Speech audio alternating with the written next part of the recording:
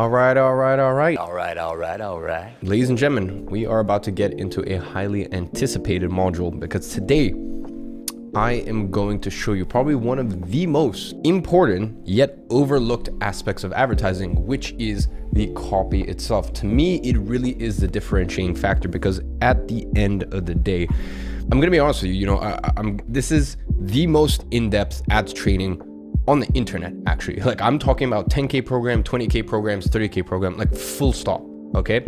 So I've already started to, and I will continue to teach you the best ways to find audiences, the best way to load balance budgets, in what cases you should use CBOs, in what cases you should optimize at the ad set level. I'm gonna show you all that stuff, right?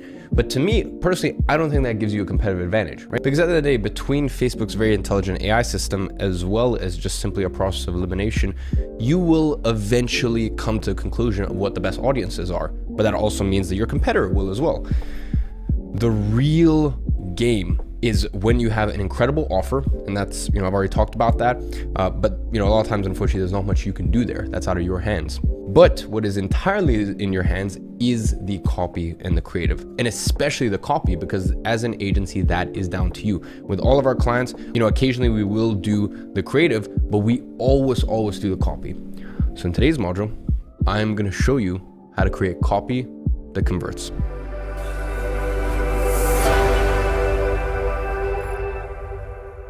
So, as I said, ladies and gentlemen, this module is called Crafting Copy That Converts. And as I said, this is one of my favorite modules in AN for two reasons. First, copywriting is one of those skills that transcends just advertising. Because as an entrepreneur, it is one of the most important things you can dedicate your time to learning. And apart from that, for my own agency, it is something we really pride ourselves on. Now, don't get me wrong, we have an incredible media buying team, but one of the things that makes their life so much easier is having a copywriter, right? Kieran, who's been working in-house for the company for 3 years, who can speak in the client's voice and stand out from 99% of the trash advertisers out there. So in today's teaching, we are going to be going over what is copywriting, direct response, headlines, body copy, and persuasion.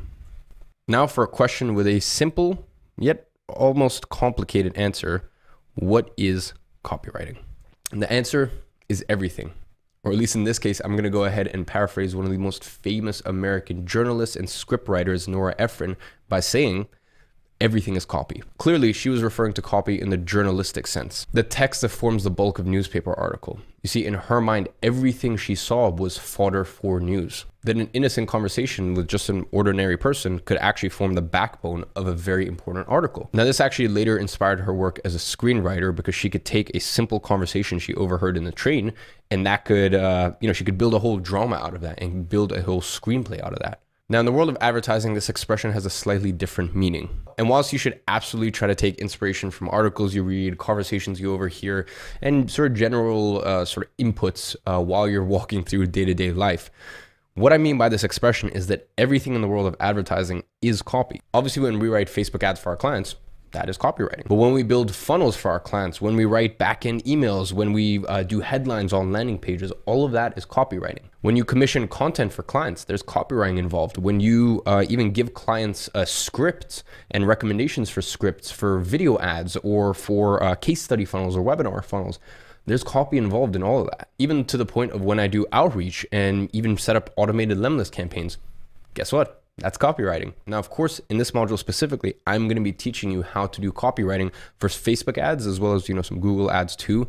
But kind of what I'm trying to get across here is just bear in mind that copywriting is something that seeps through in all areas of your life. Now that we know what copywriting is, let's go into a specific type of copywriting that you need to become familiar with. Now, most of the time when you see an advert, you are seeing an indirect response form of advertising. When you drive past a billboard and you see a shining new Audi, or you see Drake in a State Farm advert in the Super Bowl, you are seeing companies literally throwing millions of dollars with the hope that you'll remember their brand. Now, they don't expect you to drive to the nearest Audi dealership or pause the Super Bowl midway and change insurers. These adverts are about building brand awareness and positive sentiment. These adverts are sexy, they're exciting, they're sort of what you think about when you think of advertising. The problem is these adverts cost millions and they take months and months to find out the efficacy of them, to actually track any ROI from them. That's why there's another form of advertising that's not only preferred by people with smaller budgets, but really by anyone who knows how to advertise well in the first place. Now, of course, this is called direct response advertising, and unsurprisingly,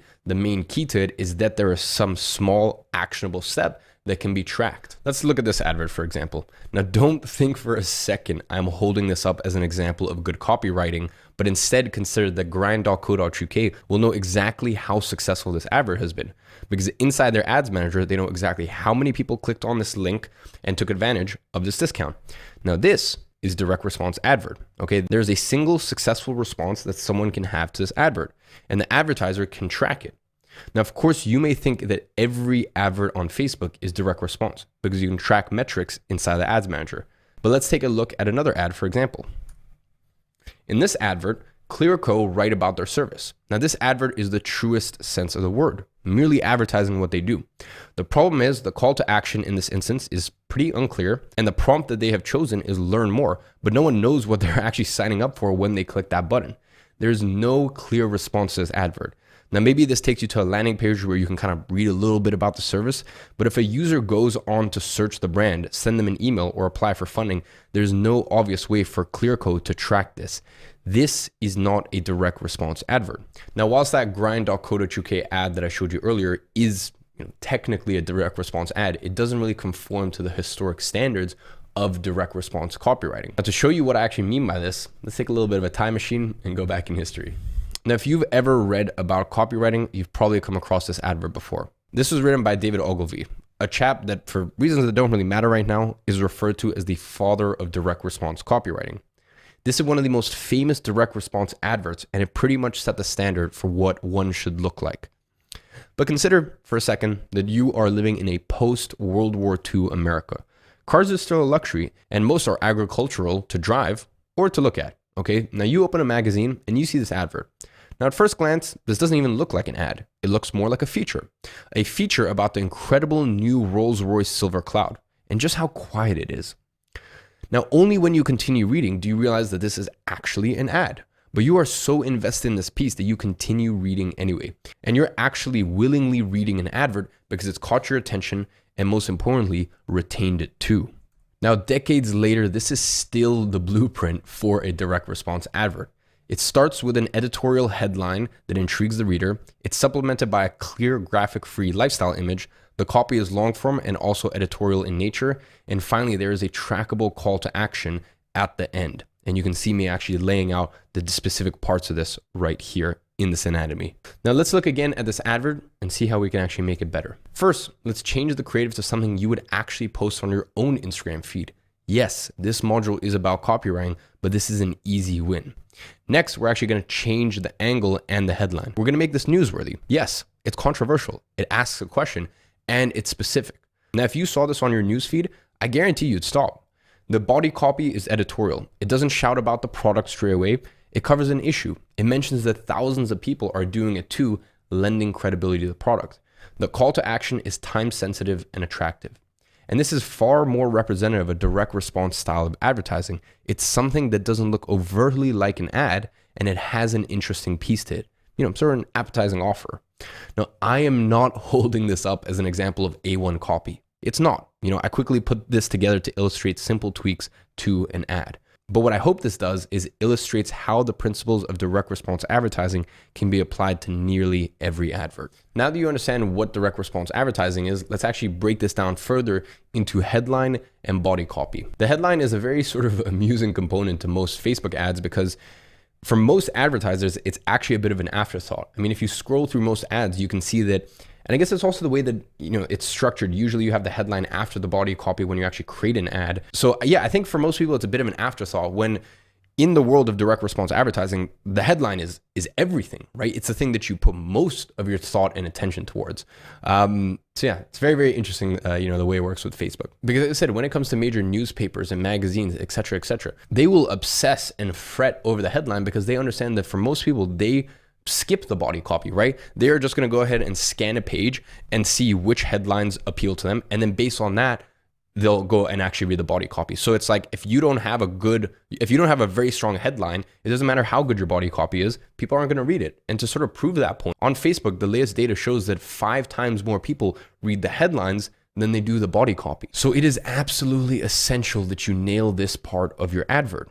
And luckily, there are some hard and fast rules and tips and tricks that you can apply to make sure that you have the best headline possible. The first trick is to use something called the curiosity gap. Now, you'll actually recognize this if you've ever been presented with a link to an article promising to tell you which celebrity is gay and that, number 7 or 8 might shock you, right? It's a technique that's used a lot, all right? It's very common. And it doesn't always have to be spammy. Take, for example, the advert earlier we saw for grind.co.uk. The headline asked, "Is your flat white ruining the planet?" Now, this is an entirely fair question to ask, and the implication is that non-recyclable components of normal coffee pods are creating unsustainable waste. Now, you might also want to use one of the following phrases. "This weird trick stops, insert problem. Why you don't hear this anymore. Why you should never do this. Warning, instructions / the warning inserted there. At last, the secret to desired outcome. Little known, insert industry, hacks leads to insert outcome or success that they will want." Now, there are more techniques and each are frighteningly simple. Now, if you've ever seen this James Bond film, this clip might resonate with you. "There's no news like bad news." And the disturbed media tycoon is right. Negative headlines always outperform positive ones. Take that grind example from earlier. The headline could have been, "This coffee saves the planet." But this more negative angle that isn't sensationalist, it is true, is that your existing coffee is destroying it and will always outperform the former. The next thing is to be specific because specificity adds, number one, credibility as well as intrigue. But if I told you that every morning you could save 3 minutes and 27 seconds of your life, not only would you be intrigued, but you sure as hell would read the rest of the advert. Oh, and by the way, if you're going to include numbers in your headline, make sure that they are odd numbers, not even. It's basically just a weird quirk of the human mind that we're almost a little threatened by odd numbers. We're intrigued by it. And for that reason, we always want to read more. So just a little tip there. Now let's talk about body copy, because if your creative wasn't excessively promotional and your headline sufficiently gripping, you might actually convince some Facebook readers to look at your advert. Now, in this instance, we're going to be talking about the archetypal advert. Now, this advert is suitable for all stages of the funnel, but is most applicable to the top end of the funnel. And whilst I'm going to go ahead and run through a template when it comes to writing an advert, a couple things to bear in mind. A, this is not a definitive template, and B, you do not need to use this template at all times. Look, I know what it's like when you sit down to write copy for your clients and all you're facing is a blank Google Docs and you have no idea what to write, which is why this template can come in handy. But the more you write, the more you will have an instinct on how to get started, and you won't really need to refer to something like this. But for now, it might come in handy. So let's run through it. Now, you might think that this looks like a very cute little Christmas tree, but what it is an extremely effective template to use for your body copy. Now, let's start with the hook. This often follows on from your headline or is suitably controversial and interesting to keep people interested in what you're writing about. For example, most coffee creates tons of plastic waste. Next, we move on to the benefit. And when I say benefit, I really do mean it. Always remember the distinction between benefit and features, because consumers care that a phone has an 8-hour battery life and that their new phone will last longer than its predecessor. They don't really care if it's made out of a new type of lithium ion, okay? The former is a benefit and the latter is a feature. Next, it's a differentiator. Now, this is a chance for you to stress to users why your product or service is different from the others. Then it's time for scarcity and justification. The majority of the time, this can be in the form of a limited time offer, or it's a justification as to why now is the right time for the customer to take action. Finally, the call to action, which is a simple prompt for the user to click the link. Now, let's actually take a look at this in action. Here, you can see we start with the hook. The idea that most people who are mugged don't even know it.